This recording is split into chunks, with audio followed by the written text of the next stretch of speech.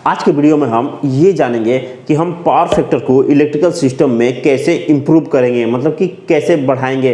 दोस्तों ये क्वेश्चन जो है वो इलेक्ट्रिकल के इंटरव्यू में बहुत ही ज़्यादा पूछा जाता है। नमस्कार दोस्तों, मेरा नाम है राजकुमार, आप देख रहे हैं मेरा यूट्यूब चैनल राज ट्यूटोरियल हिंदी।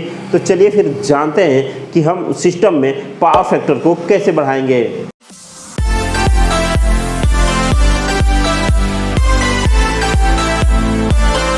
तो चलिए जान लेते हैं कि हम पावर फैक्टर को कैसे इंप्रूव करेंगे, मतलब कि पावर फैक्टर को कैसे बढ़ाएंगे। दोस्तों जैसा कि हम जानते हैं कि इलेक्ट्रिसिटी बिल में मनी सेविंग के लिए, मतलब कि पैसे बचाने के लिए और इलेक्ट्रिकल इक्विपमेंट के लाइफ को एक्सटेंड करने के लिए, मतलब कि इलेक्ट्रिकल इक्विपमेंट के लाइफ को बढ़ाने के लिए पावर फैक्टर को इंप्रूव करना बहुत ही जरूरी है।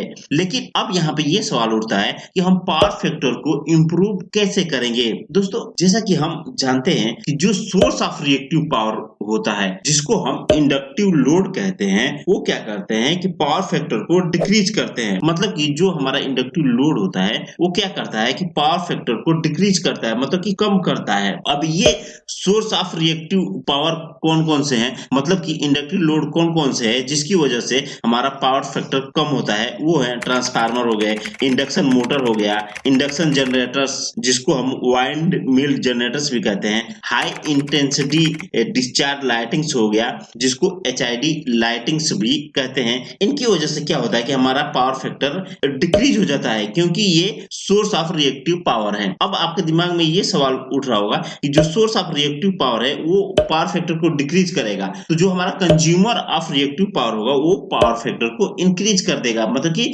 बढ़ा देगा। तो कंज्यूमर ऑफ रिएक्टिव पावर कौन कौन से है, मतलब कि कौन कौन से जो इक्विपमेंट है जो रिएक्टिव पावर को कंज्यूम करते हैं, वो है कैपेसिटर, सिंक्रोनस जनरेटर्स और सिंक्रोनस मोटर्स। ये क्या करते हैं कि पावर फैक्टर को बढ़ा देते हैं। दोस्तों इस बात में कोई सरप्राइज नहीं है कि कैपेसिटर को सिस्टम में ऐड करने से पावर फैक्टर हमारा इंप्रूव हो जाएगा, मतलब कि बढ़ जाएगा। लेकिन दोस्तों मैं आपको इस वीडियो में और भी तरीके बताऊंगा जिनकी वजह से हम पावर फैक्टर को इंप्रूव कर सकते हैं, मतलब कि बढ़ा सकते हैं। तो चलिए वो तरीके जान लेते हैं। पहला तरीका है इंस्टॉलिंग कैपेसिटर्स। दोस्तों कैपेसिटर्स को सिस्टम में इंस्टॉल करके एक्टिव पावर के मैग्नीट्यूड को कम किया जाता है, जिससे हमारा पावर फैक्टर इंक्रीज हो जाता है, मतलब कि बढ़ जाता है। तो हम कैपेसिटर को इंस्टॉल करके पावर फैक्टर को बढ़ा सकते हैं। दूसरा तरीका है minimizing operation of lightly loaded motors. जैसा कि हम जानते हैं कि सिस्टम में इंडक्शन मोटर के प्रेजेंस से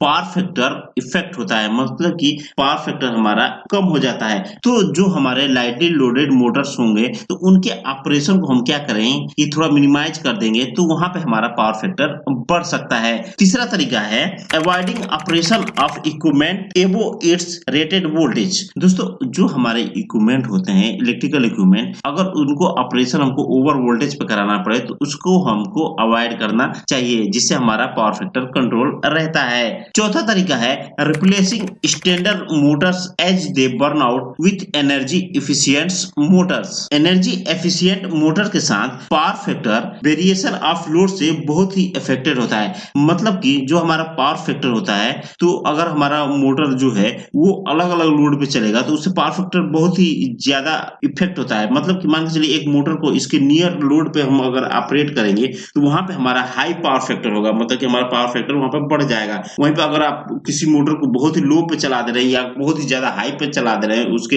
रेटेड लोड के अबाउट लगभग में, तो अगर ज्यादा लो चला रहे हैं ज्यादा हाई चला रहे हैं तो वहां पे पावर फैक्टर हमारा डिक्रीज हो जाएगा। लेकिन वहीं पे अगर नियर अबाउट आप उसके लोड पे चलाते हैं तो वहां पे हाई पावर फैक्टर का बेनिफिट होता है, मतलब कि हमारा पावर फैक्टर बढ़ जाता है। तो कुछ ये तरीके होते हैं जिनका इस्तेमाल करके हम पावर फैक्टर को बढ़ा सकते हैं।